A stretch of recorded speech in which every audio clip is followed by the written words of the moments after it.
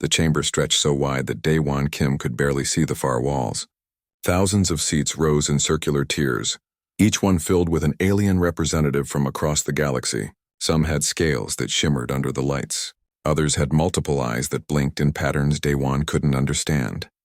A few floated in tanks of colored liquid, while others stood on legs that bent in impossible directions. Daewon stood at the center of it all, his hands clasped behind his back. His dark suit felt too simple compared to the elaborate robes and armor worn by the other ambassadors. Next to him, Ji-won Park stood perfectly still in her military dress uniform. Her face showed nothing, but Daewon had known her long enough to see the tension in her jaw. High Chancellor Morthax rose from his throne. The reptilian leader was twice as tall as any human, with green scales that seemed to glow with inner light. His voice boomed across the chamber without any microphone. "We have observed the species called humanity for 50 years, Morthax said. Today we deliver our judgment on their request to join our military alliance." Daewon felt his heart beat faster. Earth had waited so long for this moment. Humanity had proven itself in science, in art, and diplomacy. They had helped alien worlds with medicine and technology. They had fed hungry populations and taught new farming methods. Surely that would be enough. "The evidence is clear," Morthax continued. "Humans are a peaceful species. Too peaceful." A wave of clicking, humming, and chirping sounds filled the chamber. The aliens were talking among themselves. Daewon glanced at Ji-won. She hadn't moved. Ambassador Velkath stepped forward. The insectoid leader's forearms gestured as he spoke. His voice came through a translator device that made him sound almost human. "We have studied your history carefully," Velkath said. "For the past 200 years you have avoided major conflicts. Your nations negotiate instead of fight. You send food to your enemies. You help rebuild cities you once bombed. This is admirable, but it makes you weak." Daewon wanted to speak, but protocol demanded silence until he was given permission. "Your military records show constant restraint," another alien added. This one looked like a living crystal, its body refracting light into rainbow patterns. "You have rules about warfare, rules. You limit yourselves even when fighting for survival. You hesitate to use your strongest weapons. You apologize for casualties. These behaviors prove you lack the warrior spirit." "We have seen your peacekeeping missions," a floating creature said, its tentacles waving through the air. "You separate fighting parties and stand between them. You protect civilians from both sides. You treat wounded enemies the same as wounded friends. This is the behavior of caretakers, not soldiers." Morthax raised one clawed hand and the chamber fell silent. "The galaxy faces many threats," he said. "Pirates, slavers, and hostile empires. We need allies who can fight without hesitation, who can make hard choices in battle, who can do whatever is necessary to win." Now Morthax looked directly at Daewon. His yellow eyes were cold.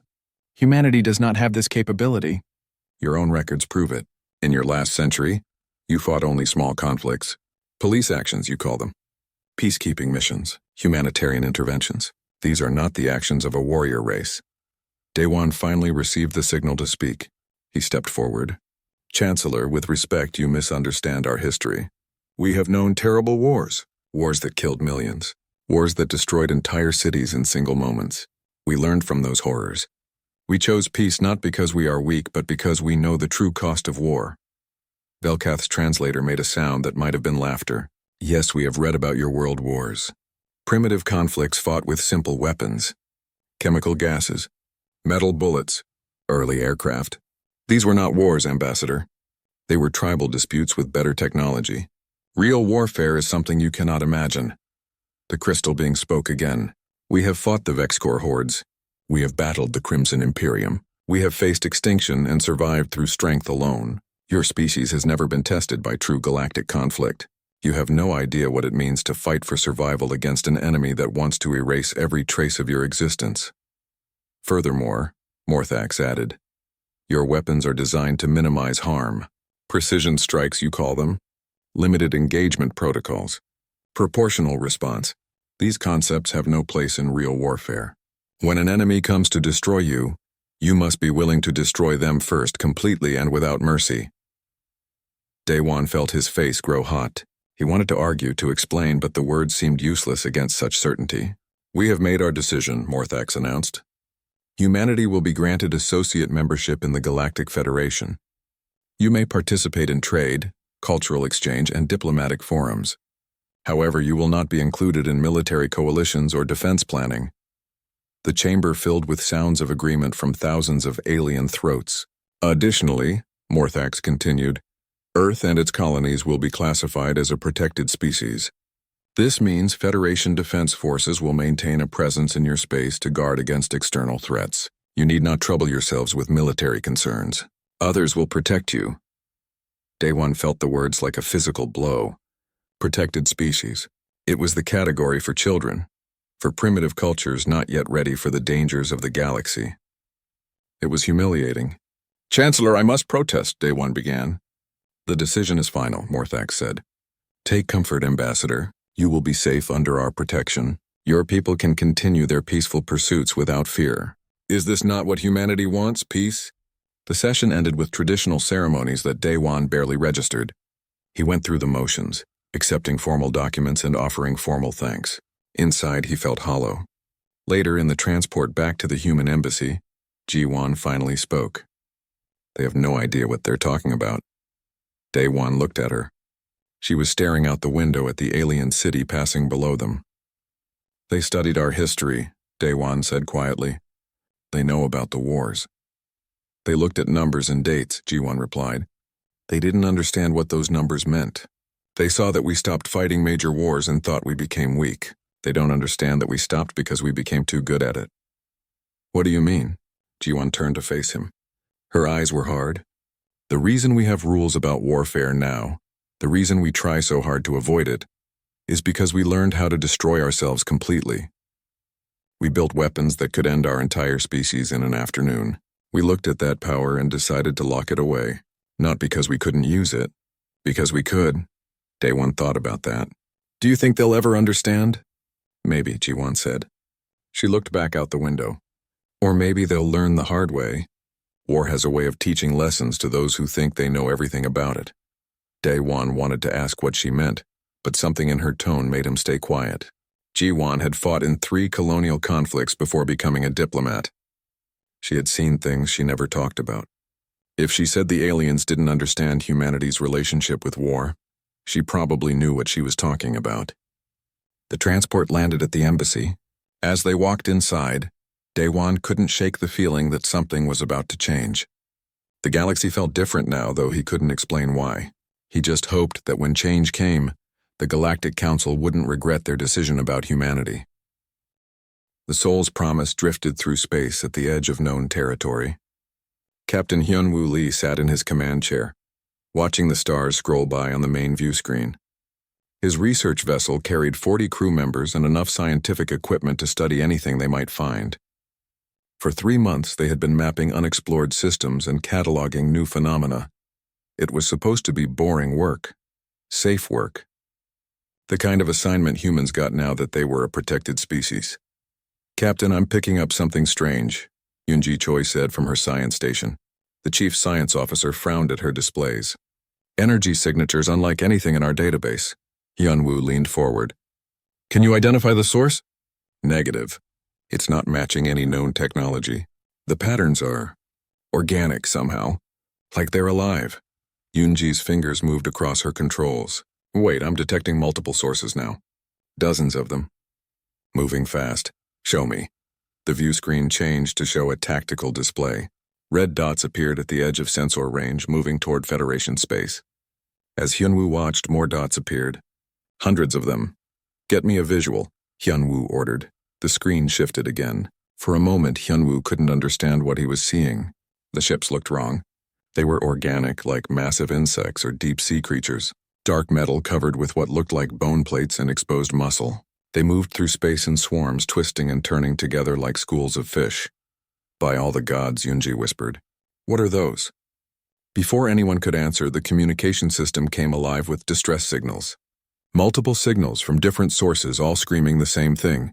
This is Colony Theta 9. We are under attack! Unknown hostile forces. They're everywhere. Please, someone help us. The signal cut off. More signals flooded in. Colony after colony, outpost after outpost. All of them calling for help. All of them going silent within minutes. Get us out of here now, Hyunwoo ordered. Maximum speed to the nearest Federation base. The Soul's promise turned and accelerated. Behind them, the swarm continued its advance into Federation space. 3 days later, Hyunwoo stood in front of the Galactic Council once again. Ambassador Daewon was there too, along with Jiwon and dozens of alien military commanders. The mood in the room was dark. Commander Rathnor of the Thalrian fleet spoke first. The veteran warrior had fought in 20 campaigns. Now he looked shaken. "We sent 3 battle groups to engage the enemy," Rathnor said. "All 3 were destroyed. The enemy's numbers are overwhelming. They fight without fear, without tactics we can predict. They simply swarm our ships and tear them apart." "Do we know who they are?" Morthax asked. "They call themselves the Vecron," an intelligence officer replied. "Or rather, we think they do. They don't communicate in any way we understand. They don't respond to diplomatic signals. They just attack and consume." Holographic displays showed the Vecron advance. Entire systems had gone dark. Millions of aliens were dead or missing. The Vecron moved like a plague, leaving nothing behind. "How did they destroy your battle groups?" an alien admiral asked. "The Thalrian fleet has the finest warriors in the galaxy." Rathnor's mandibles clicked in agitation. "They fight without honor. They attack from all sides at once. They target life support and engines instead of fighting ship to ship. They use their own damaged vessels as weapons, crashing them into our ships. They have no formation, no order. They are like a disease." Yoonji stood and activated her own display. "I've analyzed their behavior patterns. The Vecron operate as a hive mind. Each ship is part of a larger whole. They adapt quickly to our tactics. When we destroy one group, the others learn from that defeat. They're getting smarter with each engagement. Then we must hit them with overwhelming force," Velkath declared. "Assemble the Grand Fleet. We will crush them through superior numbers and firepower." "That won't work," Jiwon said quietly. Everyone turned to look at her. Velkath's translator made an annoyed sound. "You are a human. What would you know of galactic warfare?" "I know that superior numbers mean nothing if you're using the wrong strategy," Jiwon replied. "The Vecron are already using swarm tactics. Throwing more ships at them just gives them more targets." "Then what do you suggest?" Morthax asked. "Let us help," Daewon said. "Humanity has experience with unconventional warfare."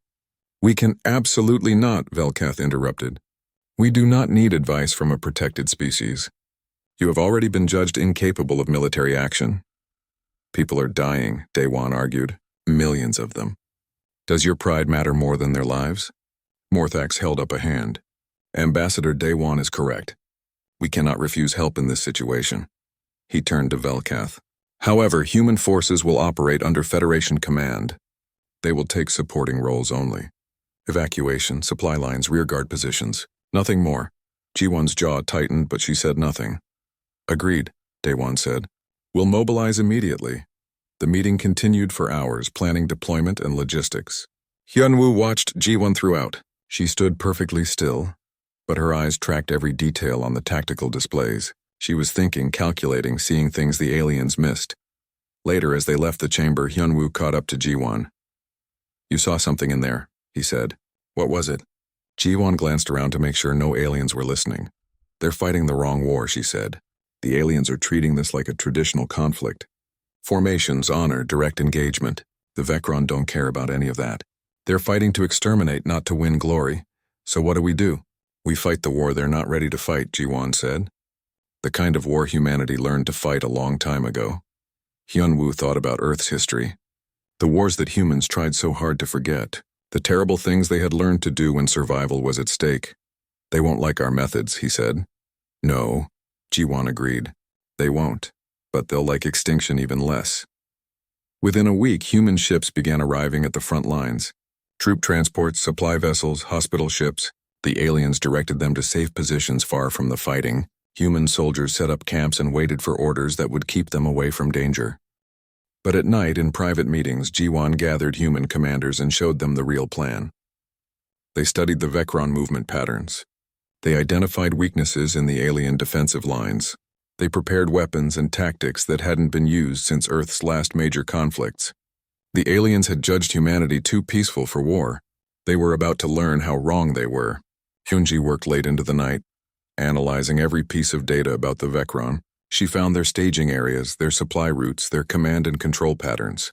Information the alien military hadn't thought to look for. because they were too focused on honorable direct combat.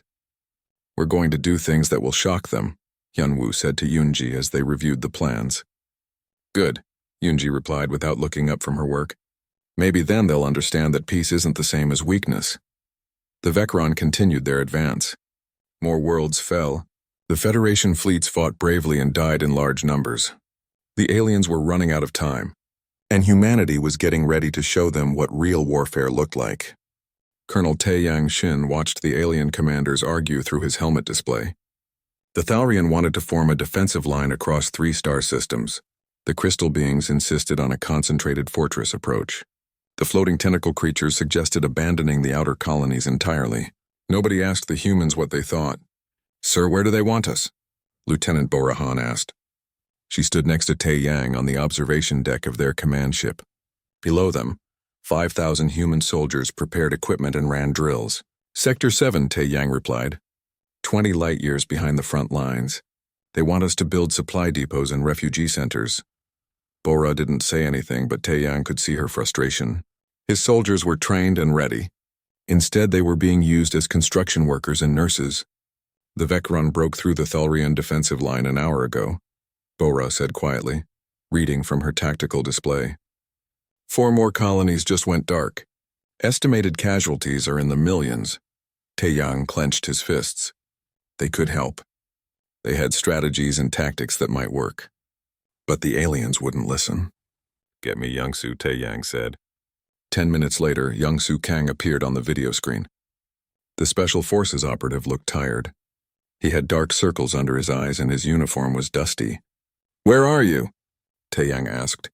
"Nowhere you can talk about in official reports," Youngsu replied with a slight smile. "Let's just say I'm getting a close look at our enemy." "You disobeyed the deployment orders." "Yes, sir." "Are you going to court-martial me, or do you want to hear what I found?" Taeyang glanced at Bo-Ra. She activated the security protocols that would keep this conversation private. "Report," Taeyang ordered. Youngsu's image was replaced by tactical data and surveillance footage. The video showed Vecron ships moving through space, landing on planets, and consuming everything in their path. "The Vecron have a command structure," Youngsu said. "It's not obvious, but it's there. Every swarm has a primary node, a bigger ship that coordinates the others. Kill that ship and the swarm loses cohesion for several minutes." "The aliens must know this," Bo-Ra said. "They do. But they can't exploit it because their tactics are too predictable. The Vecron adapt faster than the aliens can adjust. Every time the Federation fleet targets a command node, the Vecron screen it with hundreds of smaller ships. The aliens won't sacrifice their own vessels to reach the target, so they never get through." Taeyang studied the data. "But we would." "Yes, sir. We've run similar operations on Earth. Acceptable losses for strategic gains. The aliens don't think that way." "What else did you find?" Youngsu pulled up more footage. "The Vecron have a supply chain. They're fast and aggressive, but they need to refuel and rearm. I found 3 staging areas in asteroid fields where they gather resources. The aliens haven't noticed because they're too busy fighting the swarms head-on." Bo-Ra pulled up a star chart and marked the locations. "If we hit these staging areas, we could slow their advance." "The Federation Command won't authorize it," Taeyang said. "They want us in the rear." "Then don't ask permission," Youngsu replied. "Sir, I've been watching the Federation forces fight. They're brave, but they fight like this is a tournament. They announce their attacks. They form up in neat lines. They retreat when they take losses instead of pushing through. The Vecron are teaching them a brutal lesson, and millions are dying while the aliens learn." Taeyang made a decision. "Bora, how many ships can we move without alerting Federation Command?" 6 frigates, maybe 8. Small enough to slip away during a supply run. We could say we're investigating pirate activity in the outer sectors." "Do it." "Youngsu, get back here. I want you to brief my strike team personally." "On my way, sir." The connection ended. Taeyang sat down and ran his hands through his hair. He was about to commit multiple violations of Federation orders. If this went wrong, he would be court-martialed. Earth might lose what little standing it had in the galactic community. "Sir," Bora said carefully, "this could end your career." "My career doesn't matter if everyone's dead," Taeyang replied. "The Federation made us a protected species. They said we couldn't fight, fine. But they don't get to tell us we can't defend ourselves when they're failing to do the job." 3 days later, 8 human frigates dropped out of faster-than-light travel at the edge of an asteroid field. Young Su's intelligence was perfect. The asteroid field was full of Vecron ships, feeding on minerals and organic matter they had harvested from destroyed worlds. "Target the command nodes first," Tae-Yang ordered. "All weapons free. No warning shots, no communication attempts. We're here to hurt them." The human ships opened fire. Missiles streaked across space. Railgun rounds punched through Vecron hulls. The aliens had taught humanity to fight honorably, to give warnings, to minimize casualties. Today humanity forgot those lessons. The Vecron responded quickly, but they weren't prepared for the human tactics. The frigates didn't form a battle line. They moved independently, using asteroids for cover, striking from multiple angles. When the Vecron swarmed one ship, the others attacked from behind. Tae-Yang watched from his command chair as his weapons officer called out targets and confirmed kills. It felt wrong to be so efficient at destruction, but the memory of all those dead colonies pushed those feelings aside. "Sir, we've destroyed the primary staging area," Bora reported. "Vecron forces are scattering. Move to the second location. Don't give them time to regroup." The human ships jumped away before the Vecron could organize a proper response. They hit the second staging area, then the third. Within 6 hours, they had destroyed 3 major Vecron supply points and eliminated over 200 enemy ships. "Federation forces are hailing us," the communications officer said. "They sound angry." "I bet they are," Tae-Yang muttered. "Put them through." Commander Rathnor appeared on the screen.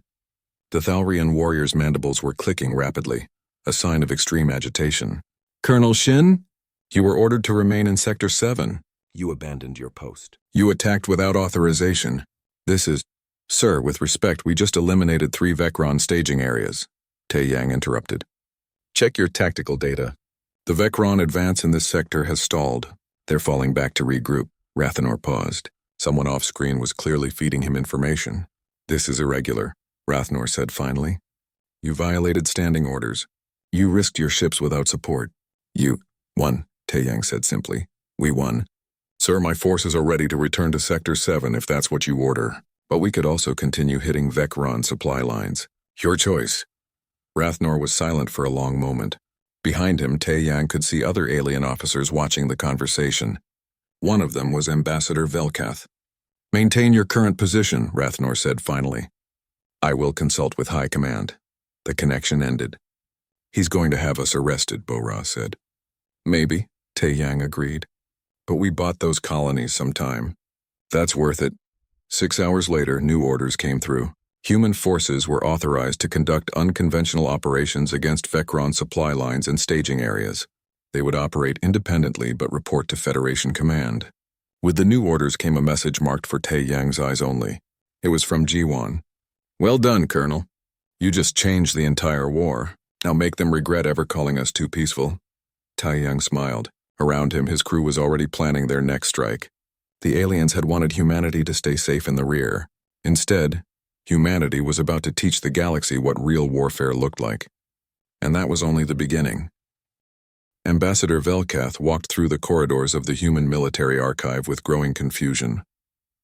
The insectoid leader had requested this meeting after watching human forces destroy 3 more Vecron staging areas, using tactics he still couldn't fully understand.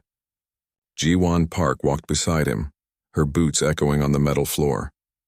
Behind them, Min Seo-Bei carried a datapad filled with historical records. "You said you wanted to understand how humans fight," Ji-Won said. "This is the only way to truly show you."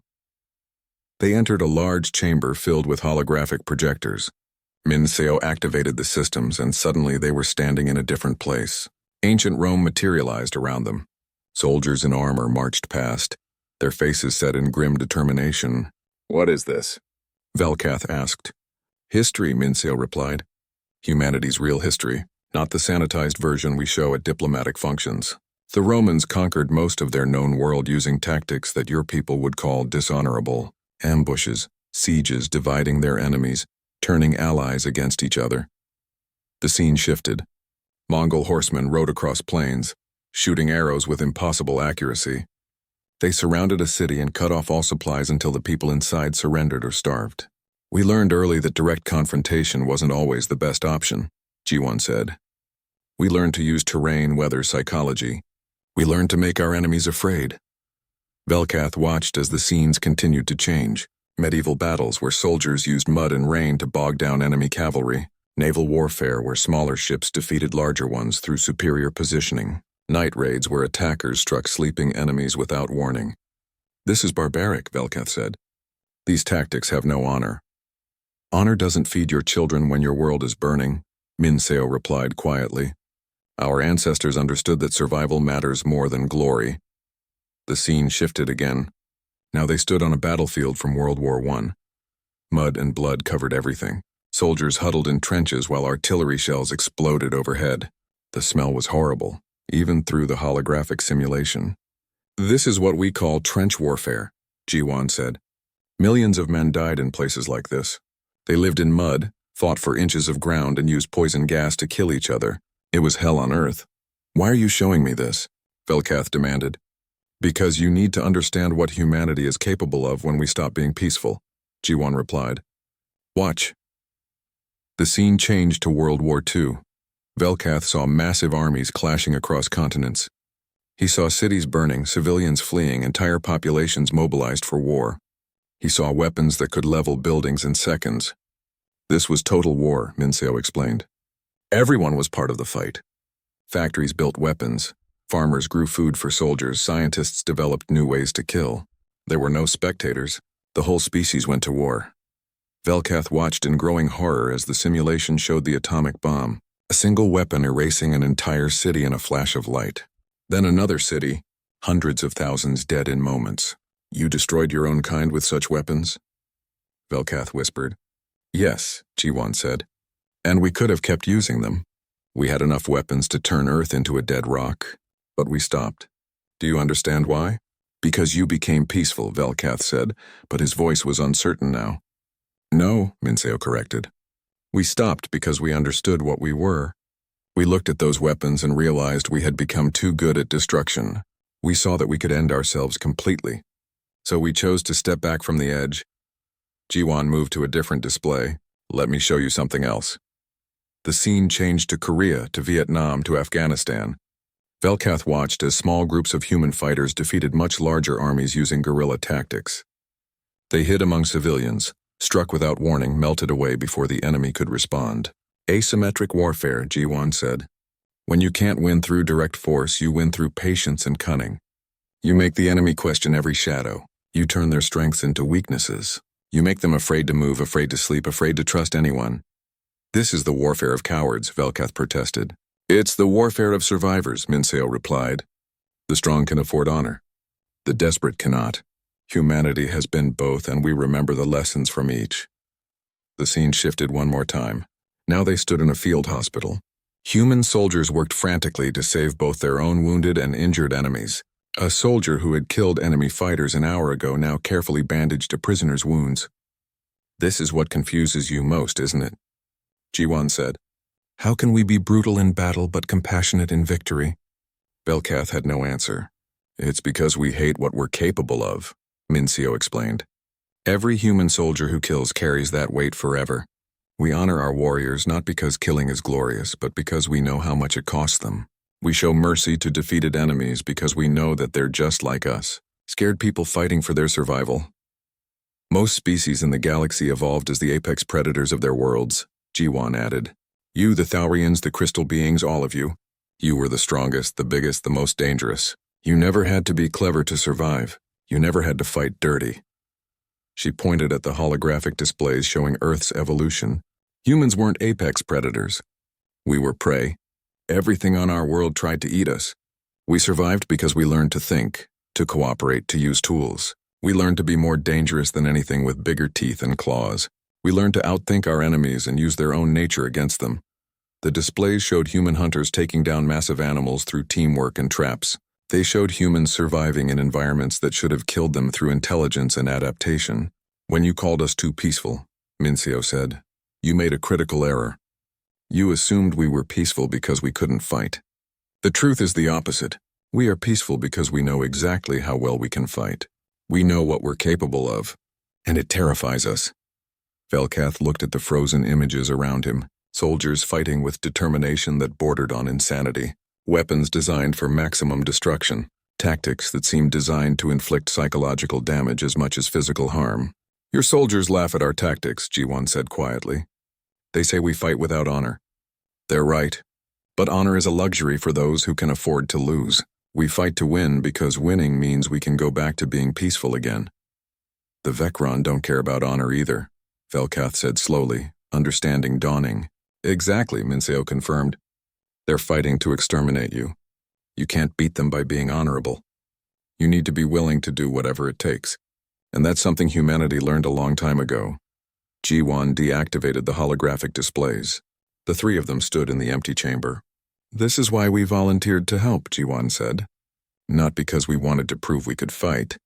We already know that. We volunteered because we recognized what the Vecron are. They're an existential threat. And when faced with extinction, humanity becomes something very different from the peaceful species you observed. Velkath was quiet for a long time. Finally he spoke. I need to show this to the High Council. They need to understand what you really are. Will they listen? Minseo asked. After what your Colonel Tae Yang accomplished, after seeing the Vecron advance stop for the first time since this war began? Velkath's translator made a sound that might have been a laugh. Yes, they will listen. The ambassador turned to leave, then paused. I apologize, he said. We judged you without truly understanding. We saw your restraint and called it weakness. We were wrong. You weren't completely wrong, G1 replied. We are peaceful. We just choose to be, and that choice is harder than you know. Velkath left to prepare his presentation to the council. Minseo and G1 remained in the archive. Do you think showing them will make a difference? Minseo asked. It has to, G1 said. Because if they don't learn to fight like us, the Vecron will kill them all. The Galactic Council chamber was filled with desperate voices. The Vecron had broken through 3 more defensive lines. 20 billion aliens were dead or missing. The Federation capital world itself was now under threat. Admiral Sujin Yoon stood before the council in her naval uniform, her face calm despite the chaos around her. Next to her, Ambassador Daewon waited for the chance to speak. High Chancellor Morthax looked older than he had 3 months ago. The war was taking its toll on everyone. The Federation fleets have fought bravely, Morthax said, his voice heavy with grief. But we are losing. The Vecron will reach the capital within 2 weeks. We must evacuate the core worlds. No, Sujin said simply. Every alien in the chamber turned to look at her. Admiral Yoon, Morthax said carefully, I understand that humans wish to help, but the reality is clear. We cannot win this war through conventional means. Then stop fighting conventionally, Sujin replied. She activated a holographic display showing the entire war theater. Chancellor, with respect, you're still fighting the wrong war. You're defending fixed positions. You're meeting the enemy head-on. You're giving them exactly what they want. What do you propose? Velkath asked. The insectoid ambassador had been changed by his visit to the human archives. He no longer dismissed human suggestions outright. Give my forces full operational command, Sujin said. Not as advisors, not as support units. Put me in charge of the entire military operation. The chamber erupted in protest. Dozens of alien voices shouted over each other. Morthax raised his hand for silence. You ask us to put a protected species in command of our forces? An alien admiral demanded. You were judged incapable of warfare. And you were wrong, Daewon said firmly. My people have proven that in every engagement. Colonel Tae Yang stopped the Vecron advance in Sector 7. Captain Jae Sung destroyed 4 Vecron command nodes last week. Human forces have the highest success rate of any military unit in this war. Because you fight like barbarians, another alien shouted. Because we fight to win, Sujin corrected. You fight for honor and glory. That's admirable. But against an enemy like the Vecron, it gets you killed. Morthax looked at the tactical displays. The red markers showing Vecron positions were everywhere. The blue markers showing Federation forces were scattered and diminished. If we give you command, Morthax said slowly, what will you do? Things you won't like, Sujin replied honestly. I'll teach your soldiers tactics you consider dishonorable. I'll order retreats that look like cowardice. I'll sacrifice ships to achieve objectives. I'll make decisions that will haunt me for the rest of my life. But I will save your people. The chamber was silent. Morthax looked at his fellow council members. Some were nodding. Others looked angry. All of them looked afraid. Very well, Morthak said finally. Admiral Yoon, you have operational command of all Federation military forces. May the ancestors guide you, Sujin bowed. I won't let you down, Chancellor. Within hours, orders went out to every Federation ship and base. The aliens were confused by what they read. Human instructors arrived to teach them new tactics. Night operations, false retreats, feints and ambushes, combined arms warfare. Many alien officers protested. But when they saw the success rates of human-trained units, the protests faded. Captain Jae Sung-oh led a strike force toward the Vecron primary hive. His mission was simple on paper: destroy the central command nexus that coordinated all Vecron forces. The reality was much harder. The hive was protected by thousands of enemy ships and millions of drones. This is a suicide mission, his alien second officer said. The crystal being's light flickered nervously. Probably, Jae-sung agreed. That's why I need volunteers only. Anyone who wants to leave can do so now without shame. Nobody left. Jae-sung's force included ships from a dozen different species. All of them had been trained in human tactics. They moved through space in loose formations that could adapt instantly. They used asteroids and debris fields for cover. They moved at unpredictable times and speeds. When they reached the outer defenses of the Vecron hive, they didn't charge in heroically. Instead, they waited. They watched. They studied patrol patterns and identified weak points. There, Jae-sung pointed to a gap in the Vecron defenses. It's only open for 90 seconds every 12 minutes. We go through there. His alien officers looked uncomfortable. The gap was narrow. One mistake would destroy them all. It went against every instinct they had about honorable warfare. Trust me, Jae-sung said. They went through the gap. The Vecron didn't even realize they were inside the defensive perimeter until it was too late.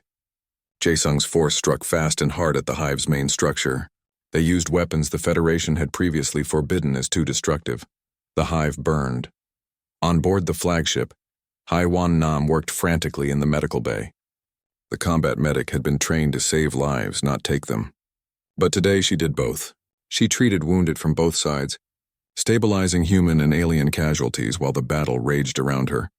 A Thalrian soldier with severe injuries looked at her in confusion as she worked to save his life. Why? He managed to ask. Why help me? I called your kind cowards. Because that's what humans do, Haiwan replied, sealing a wound on his chest. We're really good at breaking things, so we tried just as hard to fix them. The battle for the hive lasted 18 hours. When it ended, the primary Vecron nexus was destroyed. Without their central coordination, the Vecron forces across the galaxy began to falter. Individual swarms were still dangerous, but they no longer operated as one unstoppable force. Sujin coordinated the final phase of the war from her command ship. She sent forces to hunt down scattered Vecron groups. She ordered the destruction of their breeding grounds and resource caches. It was brutal, efficient work. The kind of work the Federation had never been willing to do. 3 months after Sujin took command, the last Vecron swarm was eliminated. The victory celebration in the council chamber was subdued. Too many had died. Too many worlds lay in ruins, but they had survived. Morthak stood before the council and called for silence. We owe humanity an apology, he said. And our thanks. We judged them too peaceful to fight. We were foolish. They are not too peaceful. They are precisely as peaceful as they choose to be. Velkath stepped forward. I have spent months studying human history. I have learned terrible things about what they are capable of. But I have also learned something more important. Humans became peaceful not because they couldn't fight, but because they learned what fighting truly costs. They choose peace every day, knowing they could choose violence instead. Daewon accepted the council's formal apology and their offer of full military partnership, but his speech was brief. We didn't do this for recognition, he said. We did it because it needed to be done. Because when extinction threatens, past judgments don't matter. Only survival matters. Later, Sujin and Jiwon stood together on an observation deck, watching Earth rotate slowly in space below them.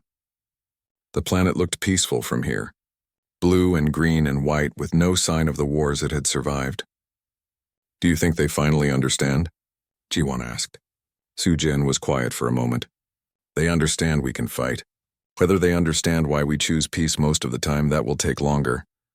Will it happen again? Jiwon asked. Will we have to prove ourselves in another war? Maybe, Sujin replied. But next time they'll know not to doubt us. They'll know that humanity's restraint is a choice, not a limitation. They'll know that the most dangerous warriors are the ones who understand exactly how terrible war really is. On the planet below, in a memorial park, human and alien children played together.